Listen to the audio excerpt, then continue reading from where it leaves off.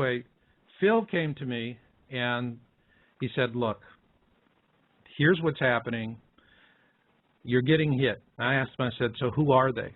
He said, it doesn't matter who they are. He says, there's all kinds of interests, whether they're governments or elites or corporations, and this is just routine business for them. This is what they're going to do. And the next step was, he said, you know, you've got to start tracking it down, see who's hitting you, but most importantly, don't take it personally. It's like they say in the movies, it's just business. And that's what you have to do. You don't take it personally like Dutch did. You just simply say, hey, this is the life I chose. I decided to do this. I decided to have a radio show, or I decided to have a YouTube channel, and I decided to tell truth. Well, there are people that don't want you to do that. People have secrets. And a lot of times those are very ugly secrets and very sinister secrets. And you don't know when you're inadvertently going to step on one of them like a landmine. And then boom. So knowing who they are is pointless. You're dealing with their contractors, their minions, whoever they have hired to go out and slam you and destroy you so as to shut you up. And you're not going to understand who they are, and you probably never will. But you can deal with the behaviors of the people that are hitting on you. That is the pure genius of what Sweeney wrote. This was something else, someone else who understood what was happening to me, sent me the information. When I read these two articles, after about 6 months, about 4 months of really getting kicked in the tatas, I was sitting there going, my God, yeah, they did that, they did that, they did that, they did the other thing, they did this other thing, and it's like all the dots are connecting. And what Philip told me, my guest, and he said, look, you're dealing with people who personality-wise are, their personalities are pretty much like petty retail clerks, all right? And they can be really vicious and short-sighted and mean with you. But in the final analysis, it's business for them. There's nothing personal. This is how they pay their child support, all right? So they went in and they really, really clobbered him. But I used the disinformation playbook with great success. And for those of you who are following Dutch, one thing I never do is I allow comments on my videos, because initially, you know, if you're moderating, it's a lot of work to do it. But after a while, it's just forget it. Just forget the comments, because that's where the disinformation pukes like to hit you. But there's another one in there, another link. And first off, you read that, the Disinformation Playbook. And anyone who reads that and then you look and see what's happening to Dutch and how Dutch is responding to it is going to be amazingly clear to you as to what's really going on. Now, there's another link there, 100th Monkey. Now, this is something that is a response to anybody goes, well, how can we make a difference? There's not enough of us. Not so. If you read the 100th Monkey, critical mass is a low number thing. You know, earlier when we did our little calculations, what was it, Bill? What was his core audience? About 980,000 people. Okay, 980,000 people. Do you think out of 980,000 people, 98 people would give a damn and go to bat for the guy? I would certainly hope so. So would I. Even if it's only a fourth of that, is a huge force to be dealt with. And so when you reach out to your audience, the people that like your work, what you do is you think about getting that 100th monkey. Not about building an army of 10,000 people to right the wrongs. What you need is a 100th monkey, and you're shooting for that. It makes a huge difference. And I can tell you, when all is said and done, you can deal with it. Now, is there a situation where you can use these techniques to keep moving forward and reporting your work truthfully and never be bothered by the disinformation pukes? No, they're like cockroaches. They do their best work at night. They like filth, and they'll be around long after we're gone. You just can't kill them all. So don't bother with it. Again, don't take it personal. Just accept the fact This is how it is. This is the life. And so if Dutch had been looking to the people that support him, and I'm talking about all the folks that are just on his channel, all right, and reaching out to them and saying, I need your help. If you want this information, you need to help me. He's not doing that. Big mistake. If you were doing that, shooting for the 100th monkey, and then going out and just giving a link to Sweeney's articles, and then he can turn it around. And I'll tell you, a real effective tool is you turn yourself into a tar baby. So for those of you out there running a YouTube channel, how do you become a YouTube tar baby? Well, what you do is that you create awareness of what these people are actually doing, these disinformation operatives. You use Sweeney's articles, you put up videos, you put up audios, and then you inoculate yourself. Because now you're a harder target to hit. If they are going to go, you know, it's the old, you know, kids in a schoolyard thing, you know, and oh, Billy's going to get an ass whooping, the bully's going to get him. Everyone's got to go see Billy get an ass whooping. All right? Well, if Billy is getting an ass whooping, at the same time, everyone is understanding who the bully really is and how much of a schmuck he is, it doesn't work too good for the bully. It's kind of counterproductive. It's much better when the guy who's getting picked on is doing like Dutch is, oh, please, can we all just get along and love one another and have a good time and just get over this and go beyond? No, what does the bully do? Pow! In the face. That's it. You're down. It's the count, and everyone's going, hey, you know, you shouldn't have begged the bully. So you don't do that. You don't beg. You get out with your friends. You build a counterforce, and you accept the fact that it's not going to go away. All right? Disinformation cockroaches are like urinary tract infections. Once you've had your first one, it's much easier to get them after that. Ask anyone who's ever had one. So that's the point here, folks. For those of you out there that want to try and help this guy, because I'll tell you what, if he doesn't get some help, if some of the people following his work don't get off their tuchus with this I'm not involved nonsense, and they go, hey, this is my planet too, I got a right to know, and I'm going to go take it to these schmoes. Then what you're doing is you're haunting his videos, looking in the comments, and you're taking and responding to these schmucks using the exact tactics that Sweeney puts in those articles. And so those links are up there. And I'll tell you, folks, if you want the information Dutch is doing, or anyone else like Dutch is doing, and it's important enough for you to have this access to the information. And when you see these sources of information being targeted the way Dutch is being targeted, you have to decide, are you going to make a difference or aren't you? And that, to me, is the bottom line. Bill, you got any last thoughts on it? Not really, Marshall. I think you've covered just about everything. I think you've done a fine job of telling people what's going on. And I'll just say that we really need to get in there and we really need to support Dutch because he's giving us some extremely valuable information. That's right. So I don't know what it is about the guy or how he figures out what he does, but he's a natural at doing it, and I hate to see the guy destroyed like that. Yeah, yeah. I mean, he's got a heck of a nose for the news. A heck of a nose for the news. He does it, man. And he brings a good energy. I like his reporting. He's just dealing with nasty people he's never come across before, and man, he's tucking tail and running. So with that, again, folks, it's on yowza.com, YOWUSA.com. All you have to do is search for the article, the Disinformation Playbook, and to search for the article, The 100th Monkey. And for those of you that want to make a difference, read it, and then just go do your thing alone. Or better yet, get together with some other folks and tag team those disinfo pukes.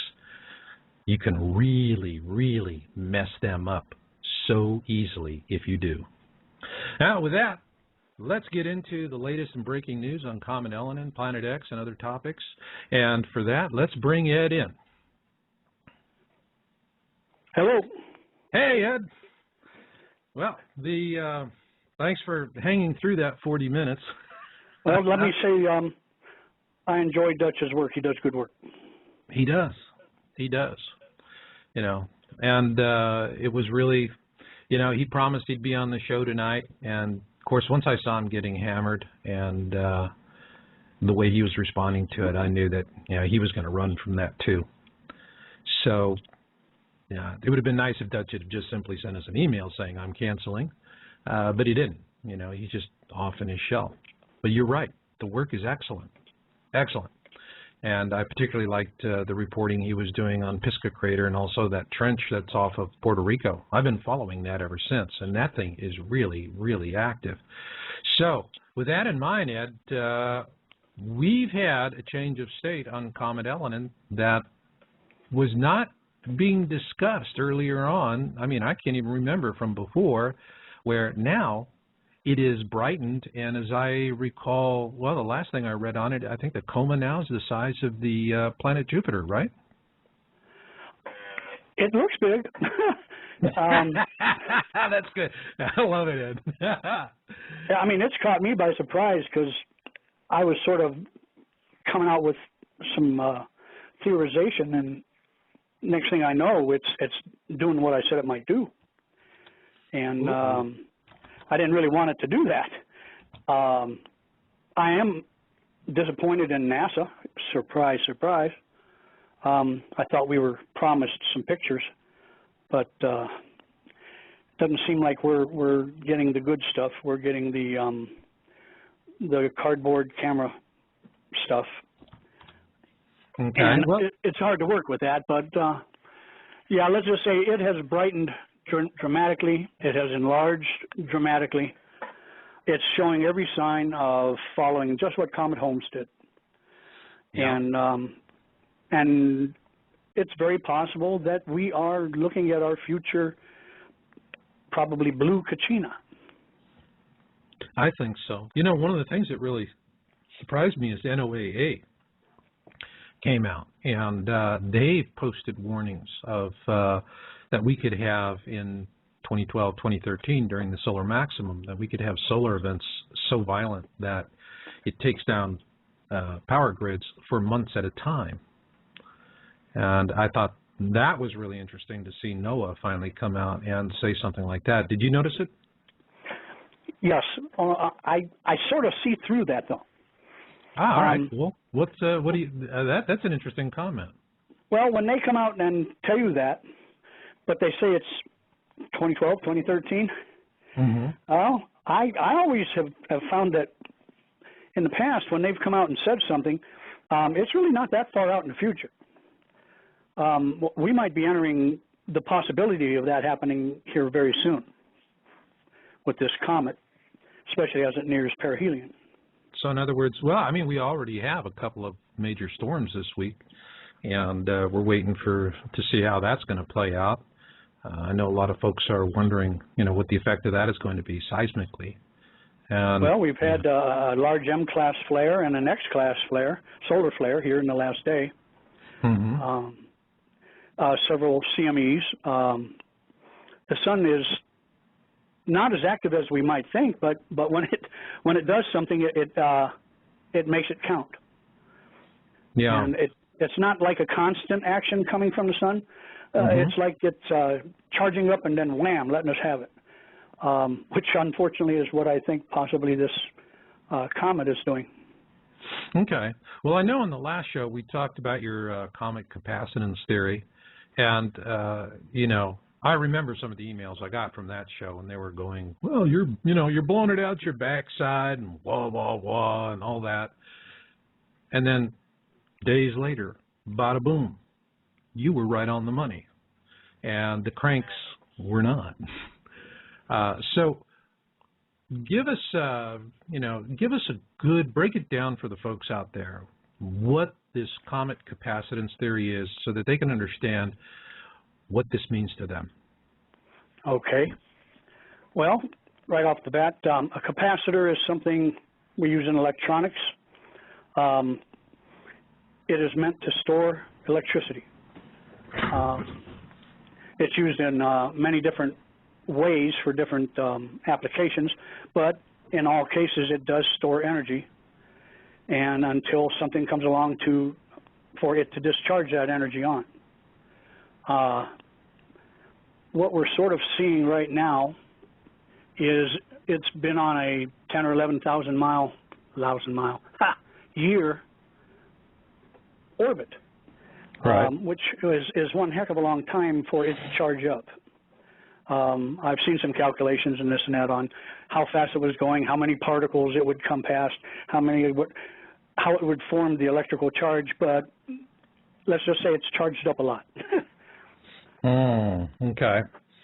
And then if you look around right now,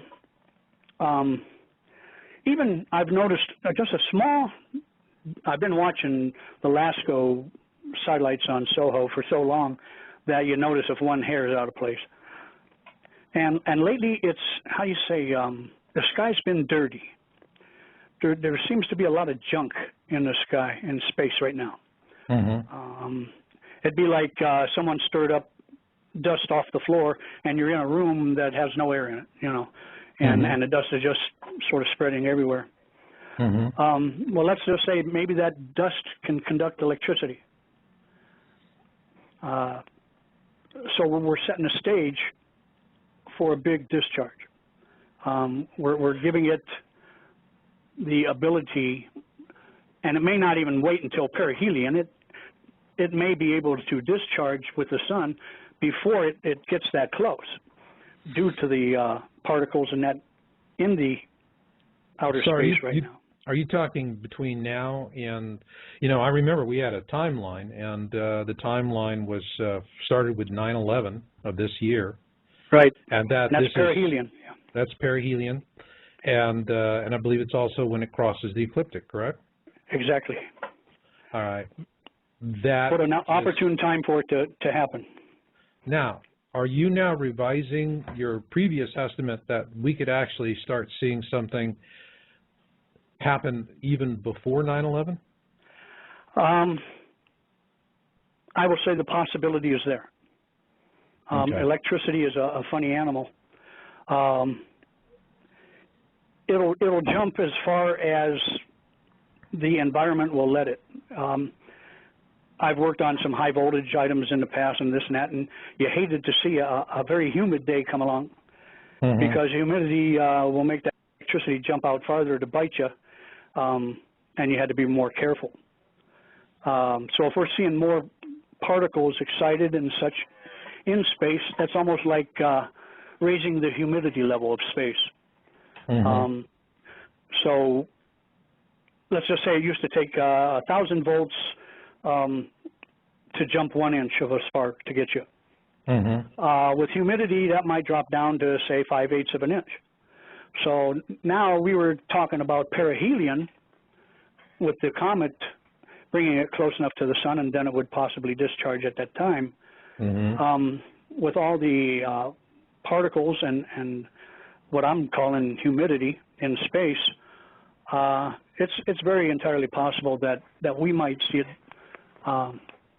discharge on us before it gets there, before the September 11th date. Well, let me ask you, I mean, could this be something where it starts a series of discharges building up to something big? In other words, you know, it's almost like, well, what comes to my mind is a lawnmower, you know, old lawnmower. You pull it and it starts with a pump, pump, pump, pump, pump, pump, pump, pump, pump, pump, and then it catches, and that's it. You know, boom, you're going after the tall weeds. Are we looking at something that could just start popping off a little bit, or does it just start with a bang? No, it could pop a little bit. Say it's holding a certain charge that is able to jump a certain distance. Let's say it's got a negative charge, the sun has a positive charge. How much difference there is between those two would decide just how far the electricity could jump. It could discharge. If it got close enough that it could cover that gap and discharge, it would discharge down to the level where it wasn't able to make that jump. So then it would wait until it gets a little closer to the sun, and it would jump again. Okay. And then a little closer to the sun and jump again until perihelion. And perihelion, by then we had either had a bunch of discharges or we've had one lulu of a discharge. And either way, not good. Now, the question here is, could it trigger multiple Lulus, as you call them, a big event? I don't know, because I don't know how charged it is. The indications from the infrared signature it had on the sky programs would indicate, yeah, it's capable of several. That's why I say it might go ahead and discharge way before it gets near perihelion. And that's going to, we're talking a major event. I mean, we sit here and we have a thunderstorm come by and we see a few bolts of lightning, and even those can be scary. Well, if you imagine a lightning bolt maybe as big around as the moon going between the sun and that comet, and you're talking, you know, over maybe 45 million miles, that's a pretty big spark, and that's going to throw out some magnetic reaction also. Well, let's do a comparison then back to Comet Holmes and 2007, and because at one, you know, Comet Holmes came in, and it, you know, this thing orbited around beyond the orbit of Mars in the asteroid belt, so it was at a very comfortable distance. But even at that distance, the coma became as large as the diameter of the sun, and for a few hours it was the brightest thing in the sky. However, with Comet Elenin, we're not talking about an object that is passing at a comfortable distance out, you know, beyond the orbit of Mars. We're talking about something that's passing between us and Venus. Yes. All right. And it seems to be so similar to Comet Holmes, except it's got a different orbit. In what ways is it similar? Well, Comet Holmes had the unique, how you say, feature. It didn't really have much of a tail.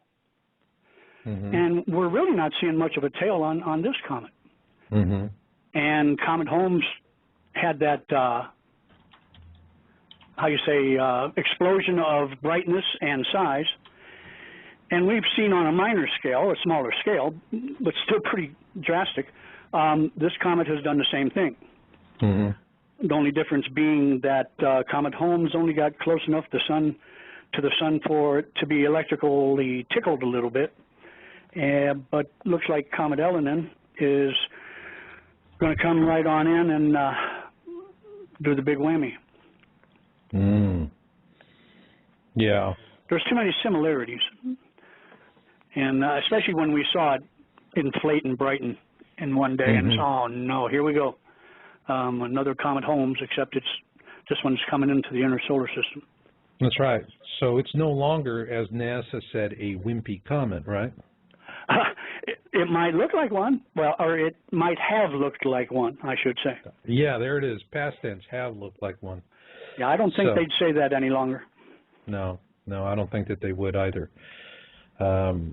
You know, I mean, this was something that, boom, it was like, you know, a Comet Holmes kind of a thing. I mean, I remember going back through Comet Holmes and researching back through my notes and links that I had that were still active, and it was, you know, the outburst was something that just wasn't seen.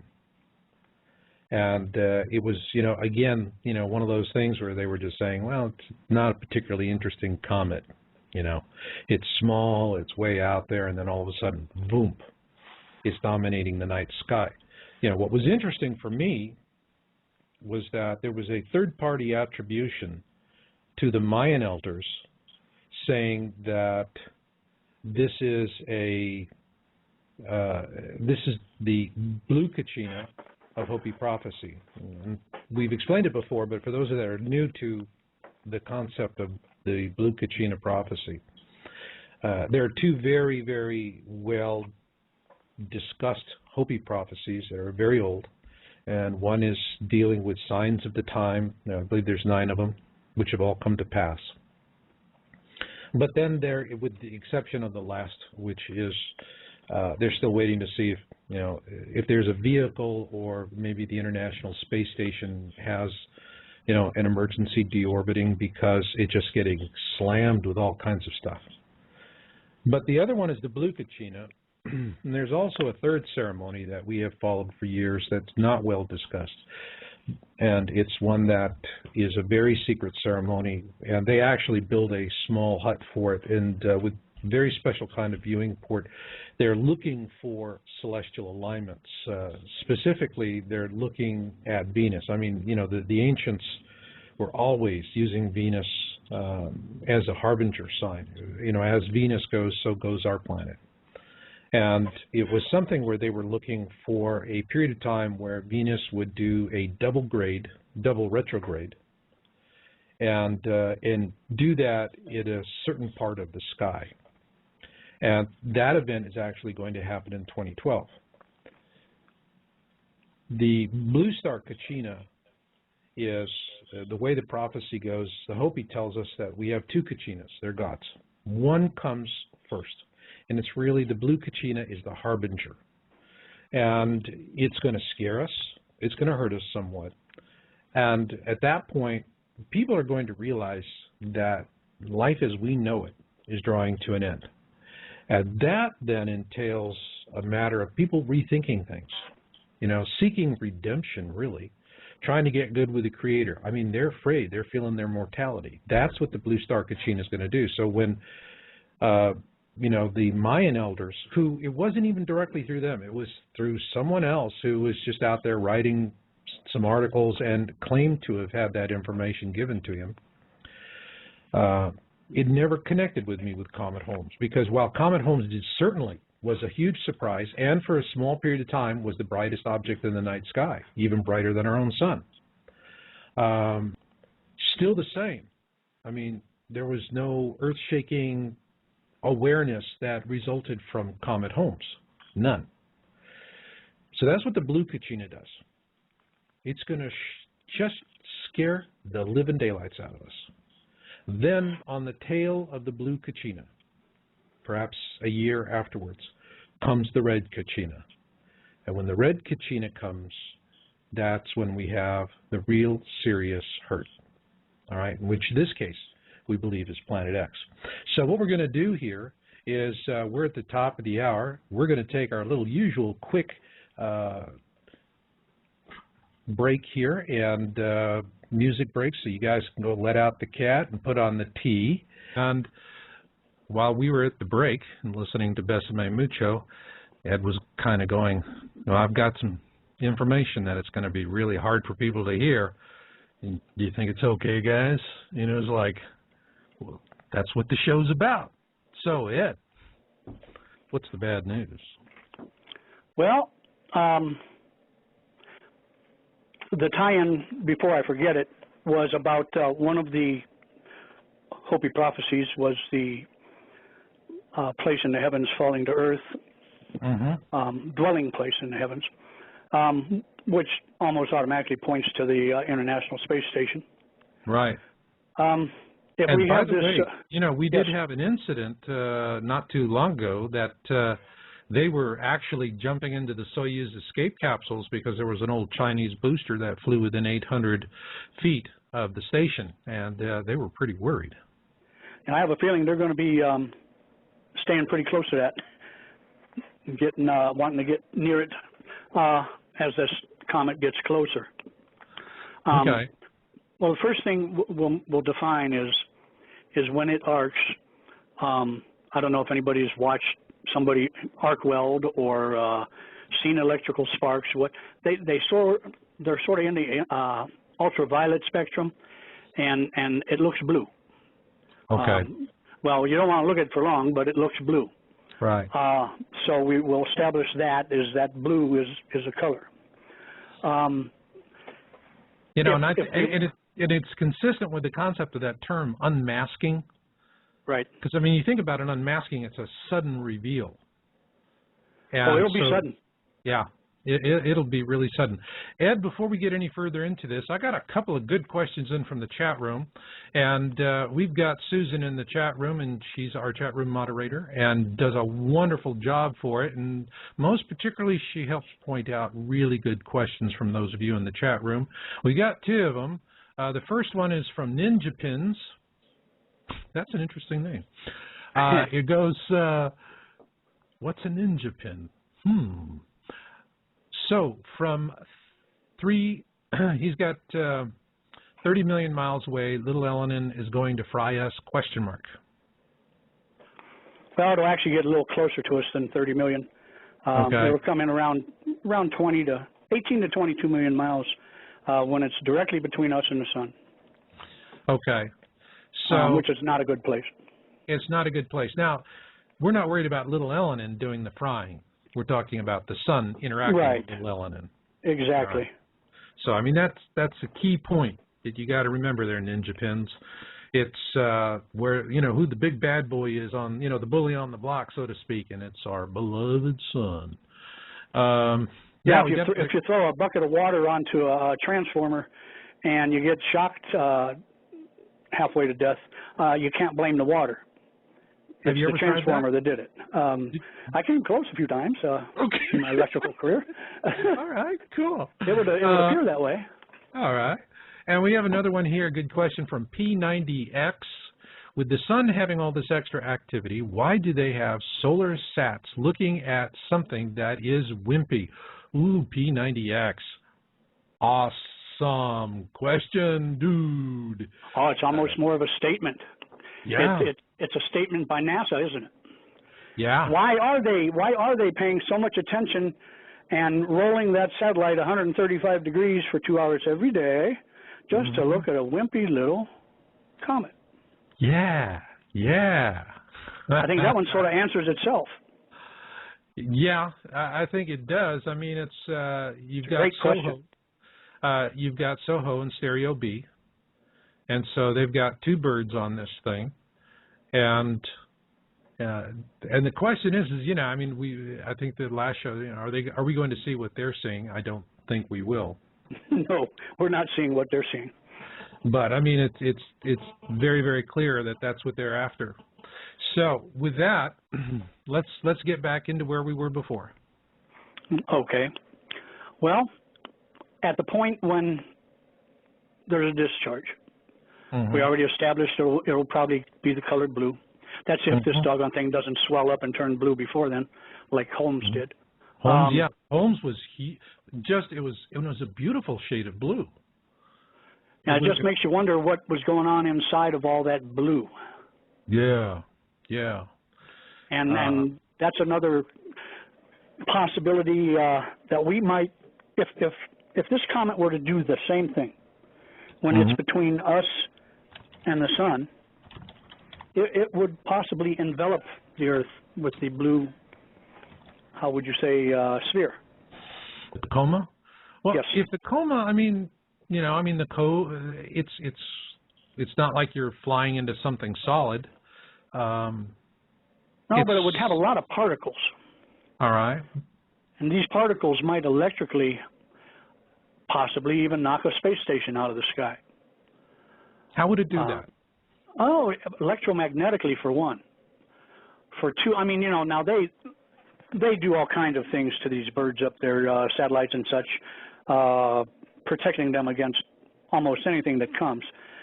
But if you get something, I can't even imagine how high the voltage and current would be in a situation like that.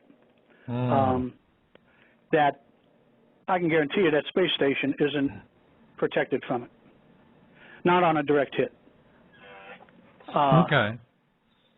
Even the magnetic field that could possibly develop as there is a discharge, say even when it's at perihelion, it's still going to be 60 million miles from us when it does that.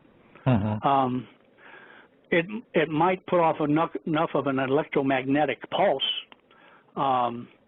Gee, there we go, EMP. Could knock the space station out of the sky along with about every other satellite that's up there. And it wouldn't do our electrical grids any good at all on this planet. Yeah. Hope you have some firewood stored up. It's a lot of things can happen if we have this big discharge.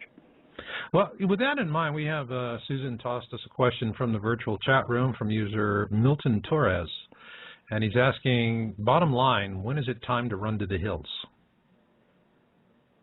Boy, as usual, I hate to put my neck out on the line Let's Okay, just say all right. it might be a good idea to take vacation, maybe like a week before and a week after September 11th. Wow. So that's really a good time to, or at least be in a situation where you're in a more survivable situation. Yes, and truthfully, the most survivable situation has been talked about before, and I have to admit now, with all of this possibility, underground. You're going to have to be protected underground. Okay. Well, I mean, that goes to, now we got another question in from Ninja Pins, and he's going, yeah, radio, what is the claim? Elenin is going to electrocute us or a big solar flare? All of the above? I don't think it'll electrocute us. If it were to discharge, that discharge would be so bright and so sudden.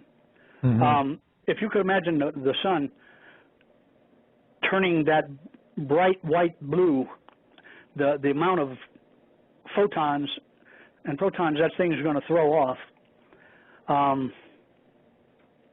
it could virtually, it'd be like hitting the Earth with a big laser. Okay. And I don't think I have to explain what it would do. Yeah, I mean, the brightness, the flare, that's going to be it. The questions then, in my mind, are the resulting seismicity and volcanism and also weather, storms, tsunamis, typhoons, that kind of thing.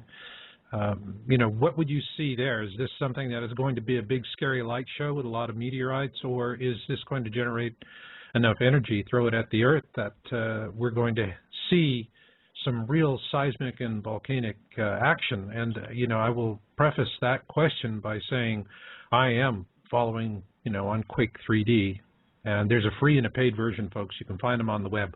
Great little piece program. Get the free one. It's great for what most people do. For me as a researcher, I like the extra options of the paid version. And I am looking at all of the seismicity, and we're seeing every day, 6.0 and above, and some days 2 or more. That's not what I recall from years back. Yeah, we had 6.0s years back, but we weren't having them pop 1 or 2 a day. Do you remember that much activity? Oh, it's escalated just right along. And now I see where even the 5s are starting to be more effective, I guess would be the way to say, for an earthquake. They're causing more damage, even at 5.2 or whatever. They're shaking the heck out of stuff and bringing down buildings and hurting people, which is what the 7s were doing here a while back.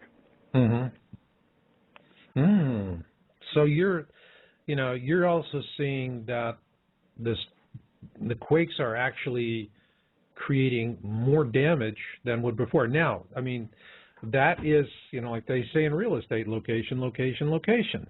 Is it something where we're seeing more damage from these 6.0s than we normally would see before, because they're just hitting in areas where, normally they wouldn't have a 6.0, and their building codes are not set up like they are in Chile. I mean, Chile has incredible building codes. I knew a lady that actually, it was like 50 years ago. It was a long time back, several decades. Chile had a massive, massive quake. And she was a young girl when it happened, and her parents had a home way up high on the mountain overlooking the sea. And she remembered standing there after the quake and watching the water rush out for miles. And she just saw all this exposed seabed with, there's all these old boats and everything are laying on the bottom and fish flopping around. And then she saw the tsunami come in and just really devastate the front. So she was through it. She had that kind of experience. But today, that recent big quake that hit Chile, in other places, would have been devastating. But in Chile, it wasn't that bad, and the areas that were affected were the ones that were pre-building codes. So back to the question, is the severity something that is, we're seeing the same kind of effect, but either is it because the quakes are more shallow, or they're hitting in areas where they don't have building codes? Actually, maybe possibly a little bit of both.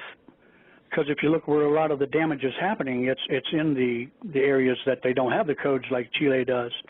But also, though, the depth and, geez, wherever possibly on the fault lines these quakes are happening, all has, how you say, effects on it. Mm-hmm. All right. Well, tell us about the effects. What you're seeing. Well, we're seeing to the point where I'm even noticing on the news, this is what really shocks me, is they're talking in the news about the 5.2s and the 5.4s right now and the damage they're causing. And 6 months ago, they didn't even put the 7.0s on the screen. And I'm wondering why all of a sudden they're noticing. And then also our question, why are they being more violent? One possibility I can just throw out there, I'm not a geologist, but we are seeing an increase in volcanic activity also. Yeah, and I mean, there's perhaps this is lot combining of volcanism. Yes. You know, it's interesting. You know, one of the things, I mean, I checked Drudge Report because Drudge really likes to, I mean, he does a good job of covering this stuff. He picks up on these volcanic eruptions, quakes. I mean, he's really sensitive to these earth change topics. Have you found that? Oh, I haven't been alive but 60 years, but I've never seen quake activity like it is and has been. And they recently even came out and put the whole, what would you say, Indonesia, the fault line through Indonesia there in the Rim of Fire. They put the whole fault line there through Indonesia on volcano alert status, which is unprecedented. Overall, are you seeing a change in the depth of the quakes? That's hard to say. We've noticed a correlation, and even the scientists came up with a formula. There's a correlation between solar activity and earthquake and volcanic activity on the planet.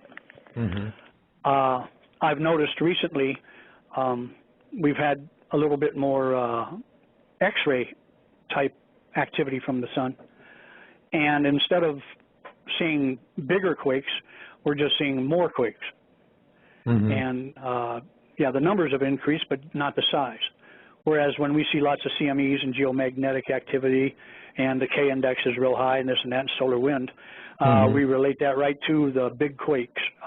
That's when we're seeing our sevens and above. I'm not sure if I'm really qualified to make an absolute connection. But I know all of those, the depth, the location, the volcanic activity, I know they all play together. Right. It does all play together. I mean, things that I notice when I'm watching the news report, I mean, it's how they're reporting them. There's a tremendous amount of stuff that's happening that they just will not, you know, they won't address it, or if they do, I mean, they just blow right through it and move on to the next piece of yellow journalism. But, you know, they have stopped with this nonsense of saying, well, it's not that there's more quakes, it's just that we're better at detecting them. They're not saying that nonsense anymore. I think we all had a pretty good laugh with that one. Yeah, I think we do. We've got a caller and with a question, so let me bring caller. Carolina? North Carolina. You are on the air. Hey, guys. Hello. Well, I have a kind of silly question, but I must ask. I have a once-in-a-lifetime opportunity to go in 5 days cruise to Bahama, and this it's going to happen right on the time where we just talked about, September the 26th. And the other persons that are going in this trip, they don't believe me. Oh, God. Oh, boy. No one believes me, and go on it and have a great time. Yeah, have a great time. Don't talk about it, but, you know... what's going to happen is going to happen, and unless we're all down in a cave somewhere, it'll happen so fast we wouldn't even know it anyway. That's right. But, you know, Carolina, it depends on, you know, when it happens and where, all right? But you're going to be on a ship, you're going to be at sea. You know, that's really, if something's going to happen, that's when you really want it to happen, is when the ship's in the sea, all right? Interesting. But when you're, you know, how many port calls are you making? It's just Bahamas. It's 5 days on Bahamas. Okay. So you're going to be island hopping around in that area? Yes. All right. I always want to go swimming with the dolphins. Oh, yeah. And this will be a great way to leave the planet, isn't it? Swimming with the dolphins. Absolutely. In the Bahamas. If it comes to that, I mean, what else I can ask for it? It will be. I agree. And I had dreams about before, literally all my life, that I see this enormous wave coming towards me, and I'm there in the water. And now this opportunity arrives. Interesting, huh? It is. When you get on the ship, a couple of suggestions, and I'm going to give you that, but then I want to ask you more about your dreams. This is something I'm always fascinated in, and because people report their dreams and visions to me all the time, Carolina, and the one thing I always want to do first, you know, is just to let them know they're not alone, because they really, you know, like you were saying when you came on, and, you know, no one wants to listen to you. You know, they all got their hands over their ears going, la, la, la, la, la, la, la. Remember that scene from Eddie Murphy movie? And, you know, they're going to do that. First thing I would suggest to you is this, before you go on the holiday. Have you seen my video, 5 Stages of Catastrophism? No. Okay. But I would love to. All right. It's on YouTube. Just go to youtube.com/yowbooks, YOWBOOKS.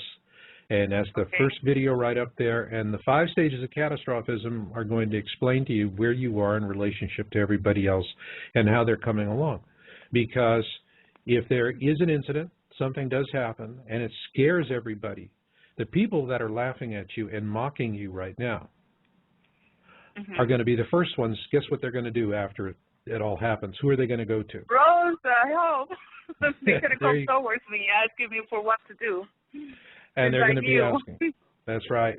And so the first thing you do, Rose, is, you know, when you get on the ship and you get packed into your stateroom, get settled in, and one question is, are you above or below the water line? In your above stateroom? The water. Okay. Top. How many levels up above the water line? I think it's 11. Okay. So the first thing you want to do is, you know, it's the same thing as if you're on an airplane. And when I get into an airplane, the very first thing I do once everything gets settled down is I start counting the seat rows between me and the exits, forwards, backwards. All right, to every exit that, you know, whichever ones are closest to me. And that's really important if you know how many rows of seats are there. And they have, you know, strip lighting, but the best thing is to do that, because you've got to get down on your knees to get underneath the smoke and get out of the aircraft. But it's also, you know, knowing where, you know, how to operate the doors. In other words, what you're doing while everybody else is sitting there eating peanuts and listening to, you know, whatever on the headphones, you're sitting there saying, if there's a problem, I know exactly which way to go. I'm 5 forward, 8 back, whatever it is, and you've got yourself organized. So when you get in the ship, you know, one of the first things you're going to do when they leave port is you're going to have a lifeboat drill, right? Right. All right. Lifeboat drill is really, really important, you know, and a lot of people, I've taken cruises, and they're a lot of fun, and folks will get out there, and they're not really paying attention. They'll do it, you know, they go to their station, and they're talking or whispering or looking around and not paying attention. No, you take it all in. Eating around. That's right. And then after they do that boat drill, okay, before the day's out, you do the boat drill yourself 2 or 3 times. You don't have to have the vest on, but you walk from your stateroom to the boat, and you count your steps. All right? Okay. So, you know... And try not to spill your drink. That's right. Oh. That's right. Especially if it's an unblended scotch. And so I'll be okay. there you go. So, you know, you're out, you count, okay, you know, you get out of your stateroom, you turn to the right, you go down. One of the things is that, you know, with the ships, they have elevators. Well, elevators may not be operational. So you need to know, you know, how to get to the station without an, so you have these alternate paths. You maybe have 2 or 3 different alternate paths that you know about to get to that station. Another thing that you do is when you take your trip, have a little go back.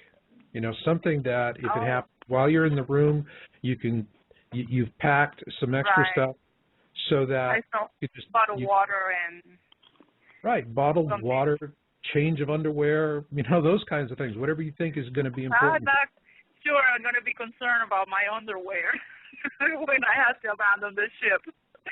Well, it's not afterwards. It's when your pants are full of poop that you might want to change them. It'll probably be your friends that do it first. Yeah.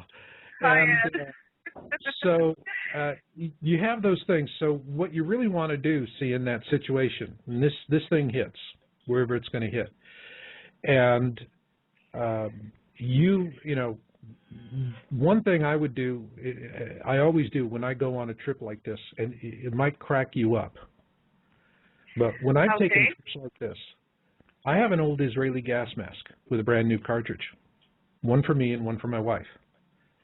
And those are in the ditty bag. Because I have studied quite a few of these ship fire incidents, and, you know, people die from inhaling toxic fumes. And that's a real problem. So everything's toxic. Everything's toxic. Now, if you can't, you know, if a gas mask is a little expensive, don't worry about it. You can get an industrial mask that's just for your mouth, and at a hardware store, that's going to be $20, $30. All right? And then the other thing you want to have is, you know, some swim goggles. You know, you're going to be, think about it, you're going to be going, and you're going to the Bahamas, so you're going to, snorkel, right? Snorkel. Right. Well, if you're going to snorkel. That's my main reason to go. That's right. I'm with you. I love snorkeling. My wife and I, it's our favorite thing to do, you know. And, you know, the very first time we did it together, we had a lot of fun until my wife sat on a green turtle and thought it was a rock. It was like, whoa, that was a hysterical moment.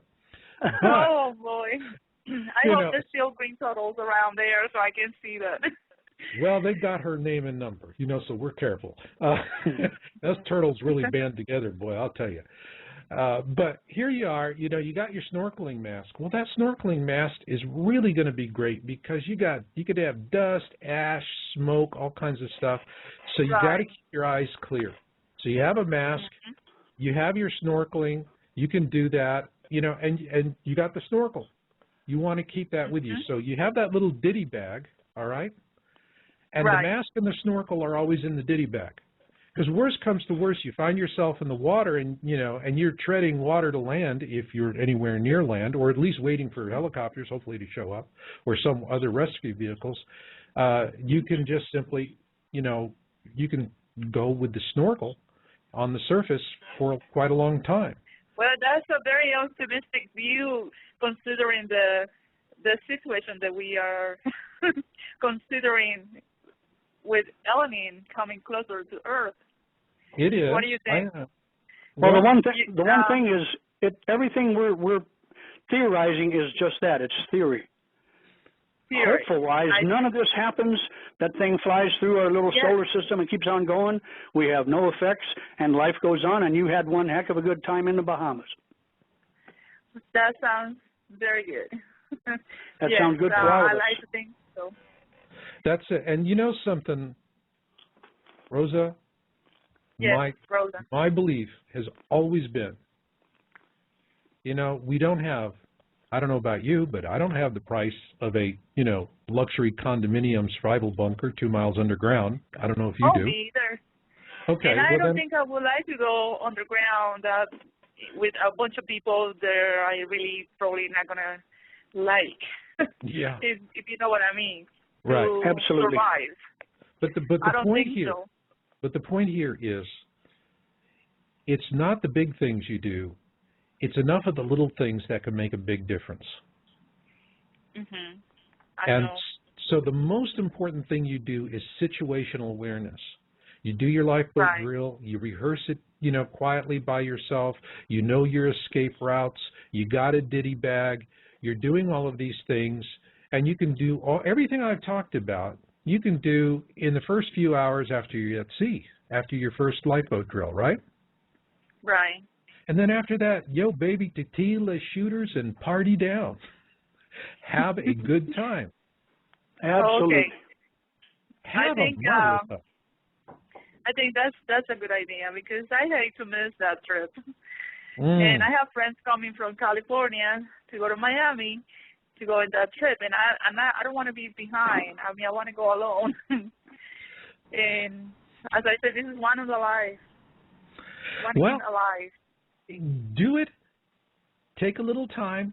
Don't talk about this if the other people in your party don't want to talk about it, don't evangelize it. That's the first thing. No, when you watch my video, 5 Stages of Catastrophism, you're going to understand that, but you'll also understand how to deal with them I see. when the guacamole hits the fan. You do your ditty bag. I like that you with do the your guacamole. drills. Yeah, there you go. And there you are. You're going to have yourself a fabulous time. So when you get back from your vacation, come back and tell us how it worked out. Okay.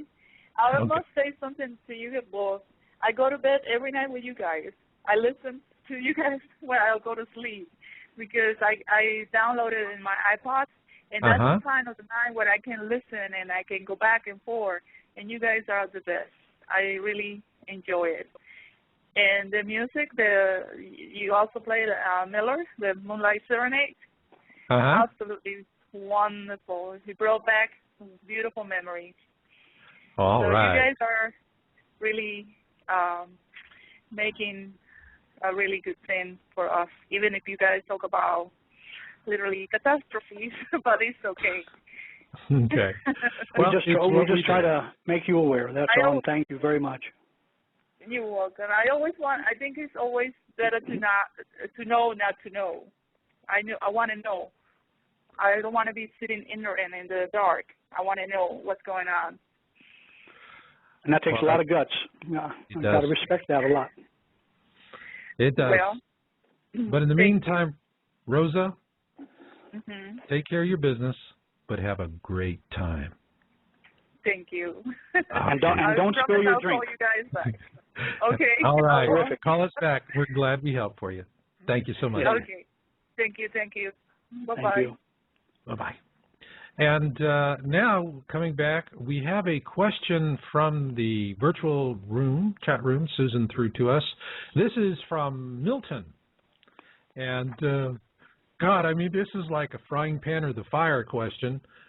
Which is safer to go to, Missouri or Arkansas? Well, that's a couple great choices. Do you want to go to hell or purgatory? Is it anything like paradise? No. No. By the I way, don't know. all I got to say is for all of you, terrorists out there, may all of your virgins in paradise have chronic yeast infections. But anyway, I mean, if it's between Missouri or Arkansas, I mean, that's a tough one. It would depend where. It really I don't think I'd be real close to the Mississippi River. No. And I mean, and head down toward the Ozarks. I guess that's the best shot. Yeah. Then the south end of the Ozarks, I think that's a good area there. Missouri in general, I just don't see. I don't know. I mean, are there any of the areas in Missouri that you feel good about? Not me. Yeah, same here. I think in Arkansas you can do better. Yes, I think so too. I guess the answer to that question is Arkansas. All right, so now let's get back to, we were talking about all of the nasty stuff that happens around 9/11, but as we covered in our last show, on the 26th, LNN comes to its closest point to the Earth. And it was interesting. NASA had a chat room that was talking about LNN, and then someone in the chat room put a very, very close distance for the flyby, and after that the chat room was closed. Let's look at September 26th. What are you seeing there, Ed? Well, I did notice that there's been late information that they're saying that might change a little bit by a day or two because of the comet speeding up, maybe more than they thought.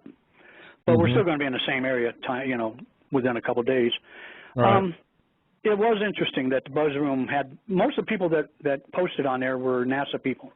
And somebody posted that they figured it all out, and the orbit brought it at, if I remember correctly, 0.0004 AU, which worked out to about, I think, 35,000 miles from Earth. Okay, give people a reference. What else is at 35,000 miles? We got satellites higher than that. You're talking geosynchronous orbit. Yeah. Okay. That's in space terms 35,000 miles. As far as drawing out an orbit, now you're not saying, well, Earth does have gravity, things can happen, solar wind, whatever. In space, 35,000 miles is a direct hit. Yeah. Now, if this comet, the coma has already lit up to the size of the diameter of Jupiter. So, we look back at 2007, Holmes expanded to the size of the diameter of the sun. And it was supposedly, basically, the core of this comet was supposed to be about exactly the same between the two of them. So I would think that LNN has every bit as much potential to do that and more than Holmes did. When it does come between us and the sun, like I say, it's going to be 25 million, 28 million miles away, whatever. A lot of bad things can happen. I don't know how much juice it'll have left, but if it has any left, we'll find out about it then. So then it'll short to Earth. Better. In other words, the sooner it pops, if this thing really expends a lot of energy around the 9/11 time frame, let's say in the week before, maybe the week after, definitely a week to 10 days before it comes to its closest distance to the Earth. Is it really going to make that much difference if it has a big pop at those distances, whether it's closer to the sun than it is closer to us? I want it to pop as far away from us as possible. Yeah. If it pops tomorrow, that's A-OK by me. That increases our chances of survival. As I was saying, it would probably discharge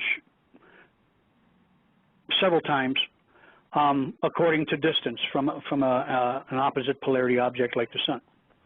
When it gets as close to us as it will, if it has any charge left, and if Earth is of a polarity that is opposite, it will discharge whatever it has left to us. That'll jump to 28 million miles. That could not be a happy situation. Yeah. Now, here's another question. It's like if we have a CME that's coming at us, if it's CME that is going into the southern orientation, that's ones we worry about, as versus to the ones going to a northern orientation. If they come in with a southern orientation, then they really pound the heck out of us. Yes.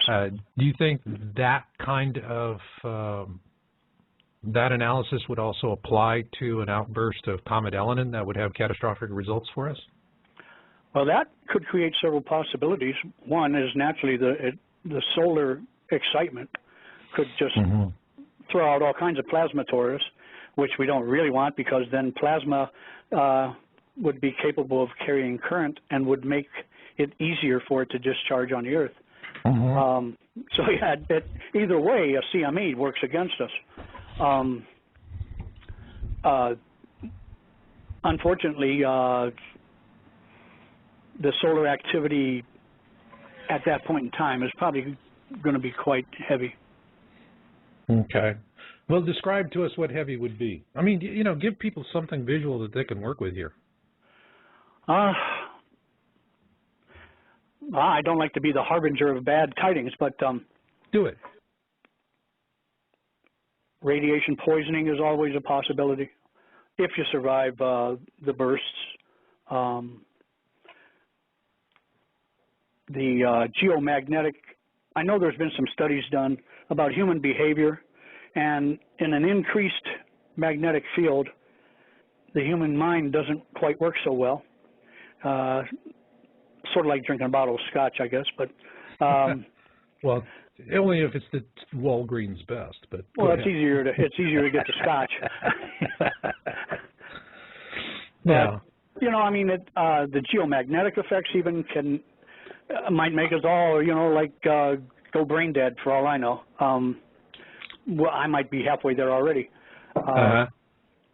So all of those scenarios are not good. None of those are good when we have it between us and the sun, unless it's just a silly little comet. Yeah, unless it's a silly little comet. Or what the word they used, wimpy?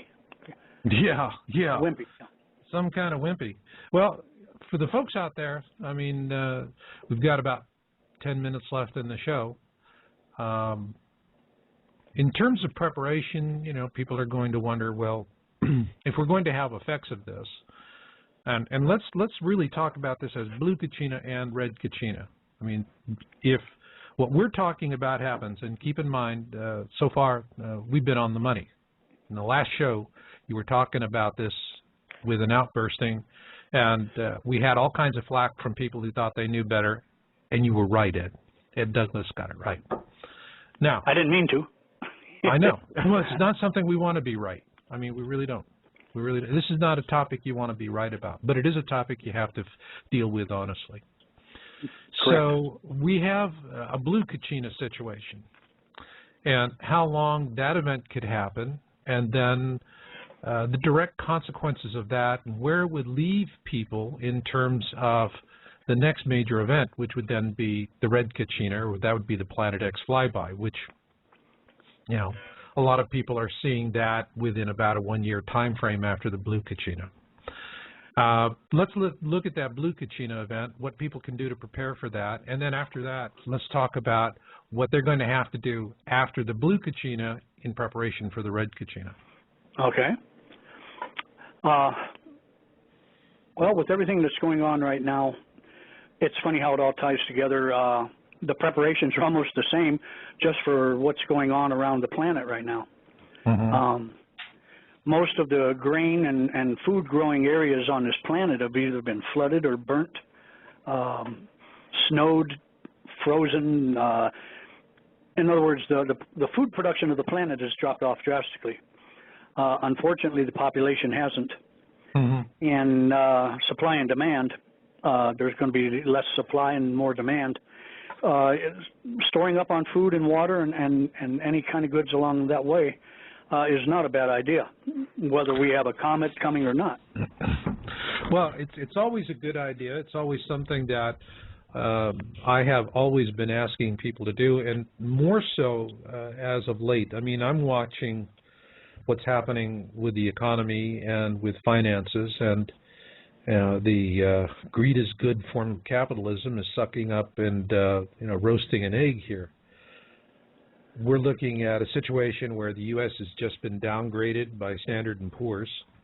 Yeah, it's like, boy, Standard & Poor's, they created the crisis with, fraudulently putting AAA ratings on garbage investments, and then they turn around and they do this. I mean, if there's an agency that does more to hurt people when they're down, that's S&P.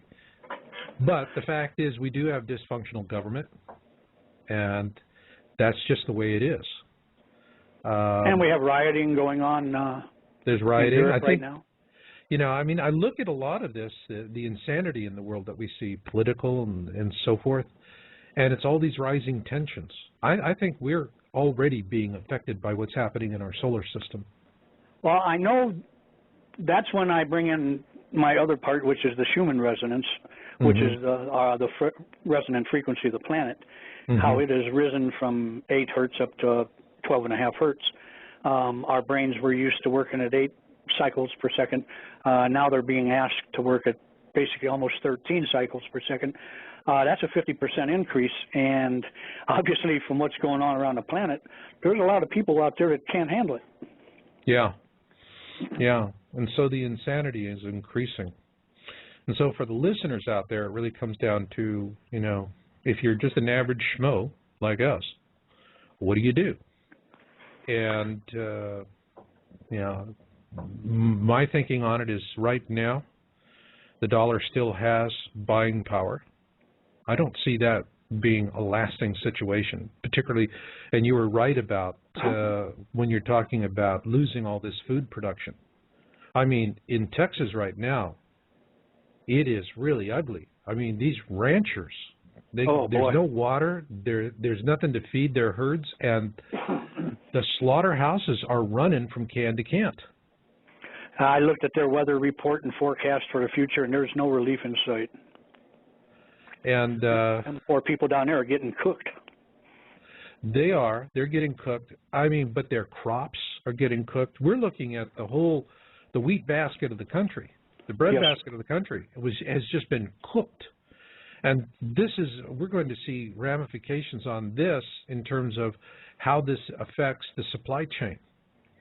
And we are going to start seeing, I mean, I think that in the fall, we're going to start seeing grocery prices really escalate. I mean, we've been seeing them all year. Well, they've already doubled in many cases. That's right. You know, my wife is a consummate shopper. I mean, she's a shopper's shopper.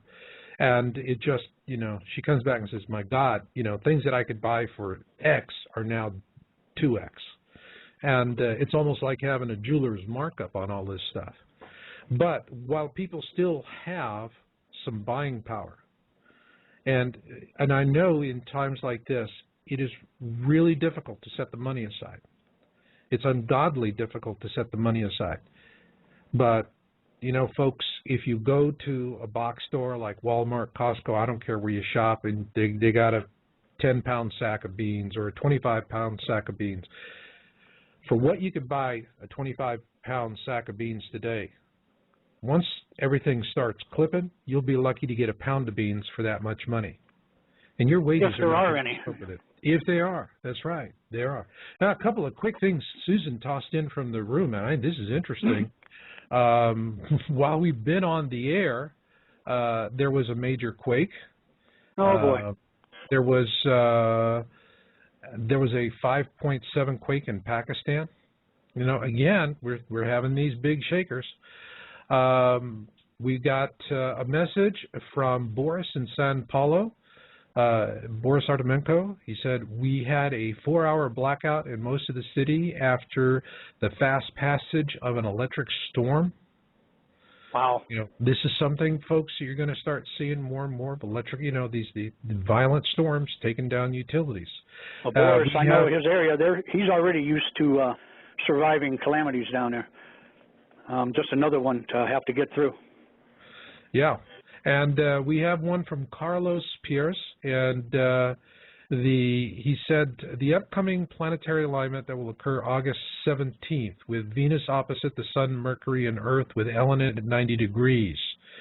With that alignment, do you see anything, you know, do you see there's a possibility.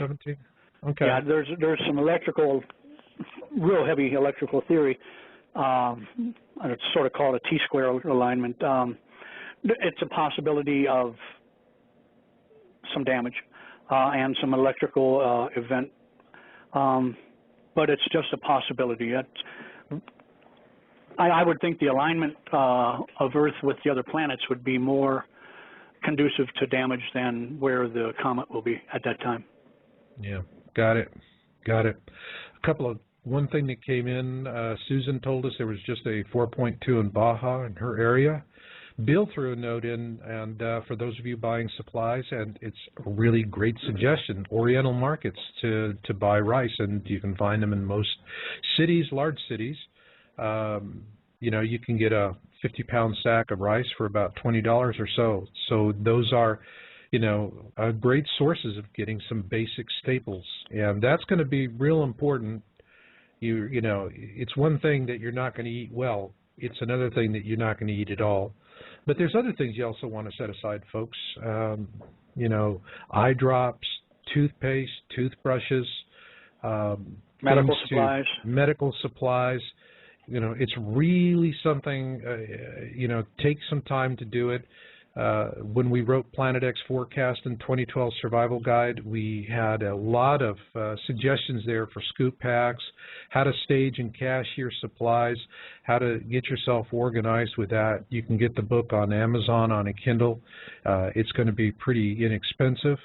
And now, folks, is the time. And I know you've all heard me go on and on and on and always saying, you know, for the last few months, get out and do it. But really, folks, I mean, the price of gold is through the roof. Europe, U.S., all of the economies are in a world of hurt.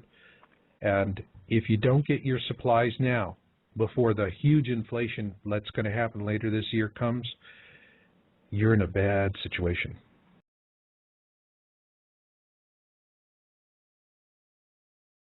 Anyway, Phil came to me and he said, look, here's what's happening. You're getting hit. I asked him, I said, so who are they? He said, it doesn't matter who they are. He says, there's all kinds of interests, whether they're governments or elites or corporations, and this is just routine business for them. This is what they're going to do.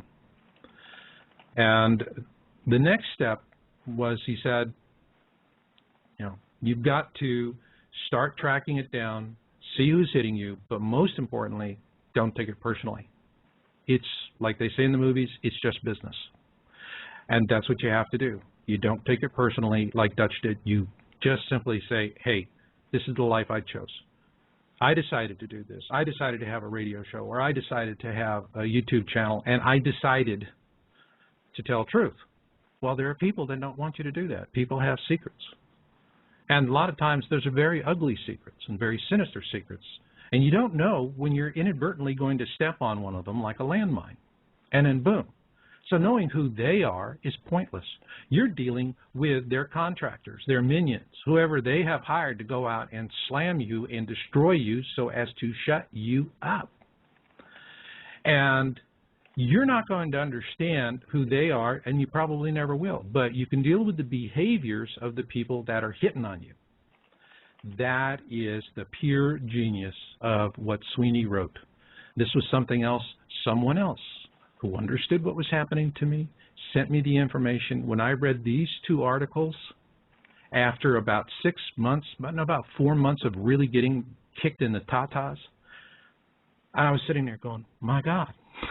Yeah, they did that, they did that, they did that, they did the other thing, they did this other thing, and it's like all the dots are connecting. And what Philip told me, my guest, and he said, look, you're dealing with people who personality-wise are, their personalities are pretty much like petty retail clerks, all right? And they can be really vicious and short-sighted and mean with you. But in the final analysis, it's business for them. There's nothing personal. This is how they pay their child support, all right?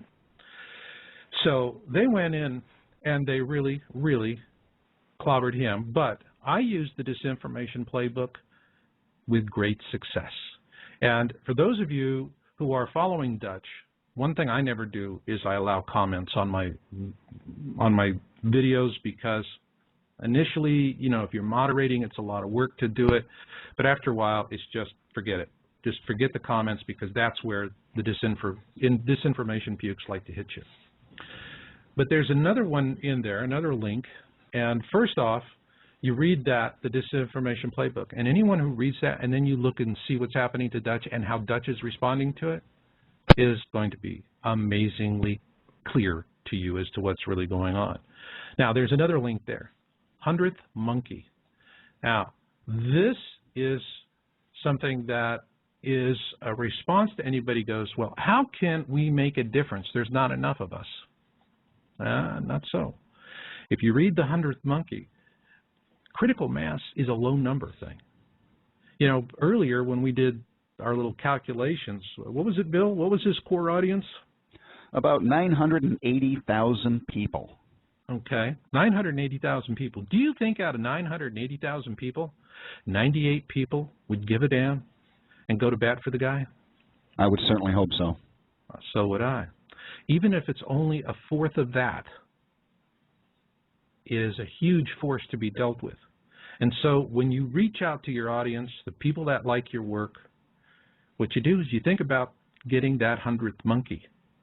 Not about building an army of 10,000 people to right the wrongs. What you need is a 100th monkey, and you're shooting for that. It makes a huge difference.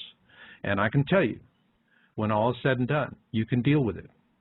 Now, is there a situation where you can use these techniques to keep moving forward and reporting your work truthfully and never be bothered by the disinformation pukes? No, they're like cockroaches. They do their best work at night. They like filth. And, they'll be around long after we're gone. You just can't kill them all. So don't bother with it. Again, don't take it personal. Just accept the fact. This is how it is. This is the life. And so if Dutch had been looking to the people that support him, and I'm talking about all the folks that are just on his channel, all right, and reaching out to them and saying, I need your help. If you want this information, you need to help me. He's not doing that. Big mistake. If you were doing that, shooting for the 100th monkey, and then going out and just giving a link to Sweeney's articles, and then he can turn it around. And I will tell you, a real effective tool is you turn yourself into a tar baby. So for those of you out there running a YouTube channel, how do you become a YouTube tar baby? Well, what you do is that you create awareness of what these people are actually doing, these disinformation operatives. You use Sweeney's articles, you put up videos, you put up audios, and then you inoculate yourself. Because now you're a harder target to hit. If they are going to go, it's the old, kids in a schoolyard thing, and oh, Billy's going to get an ass whooping, the bully's going to get him. Everyone's got to go see Billy get an ass whooping. All right? Well, if Billy is getting an ass whooping, at the same time, everyone is understanding who the bully really is and how much of a schmuck he is, it doesn't work too good for the bully. It's kind of counterproductive. It's much better when the guy who's getting picked on is doing like Dutch is, oh, please, can we all just get along and love one another and have a good time and just get over this and go beyond? No, what does the bully do? Pow! In the face. That's it. You're down. It's the count, and everyone's going, hey, you shouldn't have begged the bully. So you don't do that. You don't beg. You get out with your friends. You build a counterforce, and you accept the fact that it's not going to go away. All right? Disinformation cockroaches are like urinary tract infections. Once you've had your first one, it's much easier to get them after that. Ask anyone who's ever had one. So that's the point here, folks. For those of you out there that want to try and help this guy, because I'll tell you what, if he doesn't get some help, if some of the people following his work don't get off their tuchus with this I'm not involved nonsense, and they go, hey, this is my planet too, I got a right to know, and I'm going to go take it to these schmoes. Then what you're doing is you're haunting his videos, looking in the comments, and you're taking and responding to these schmucks using the exact tactics that Sweeney puts in those articles. And so those links are up there. And I'll tell you, folks, if you want the information Dutch is doing, or anyone else like Dutch is doing, and it's important enough for you to have this access to the information. And when you see these sources of information being targeted the way Dutch is being targeted, you have to decide, are you going to make a difference or aren't you? And that, to me, is the bottom line. Bill, you got any last thoughts on it? Not really, Marshall. I think you've covered just about everything. I think you've done a fine job of telling people what's going on. And I'll just say that we really need to get in there and we really need to support Dutch because he's giving us some extremely valuable information. That's right. So you know, I once don't know again, what it is about the guy or how he figures out what he does, but he's a natural at doing it, and I hate to see the guy destroyed like that. yeah, yeah. I mean, he's got a heck of a nose for the news. A heck of a nose for the news. He does it, man. And he brings a good energy. I like his reporting. He's just dealing with nasty people he's never come across before, and man, he's tucking tail and running. So with that, again, folks, it's on yowza.com, YOWUSA.com. All you have to do is search for the article, the Disinformation Playbook, and to search for the article, The 100th Monkey. And for those of you that want to make a difference, read it, and then just go do your thing alone. Or better yet, get together with some other folks and tag team those disinfo pukes. You can really, really mess them up so easily if you do. Now, with that, let's get into the latest and breaking news on Comet Elenin, Planet X, and other topics. And for that, let's bring Ed in. Hello. Hey, Ed. Well, thanks for hanging through that 40 minutes. Well, let me say I enjoy Dutch's work. He does good work. He does. He does. You know, and it was really, you know, he promised he'd be on the show tonight. And, of course, once I saw him getting hammered and the way he was responding to it, I knew that, you know, he was going to run from that too. So, yeah, it would have been nice if Dutch had just simply sent us an email saying I'm canceling, but he didn't. You know, he's just off in his shell. But you're right. The work is excellent. Excellent. And I particularly liked the reporting he was doing on Pisgah Crater and also that trench that's off of Puerto Rico. I've been following that ever since, and that thing is really, really active. So with that in mind, Ed, we've had a change of state on Comet Elenin that was not being discussed earlier on. I mean, I can't even remember from before, where now it is brightened, and as I recall, well, the last thing I read on it, I think the coma now is the size of the planet Jupiter, right?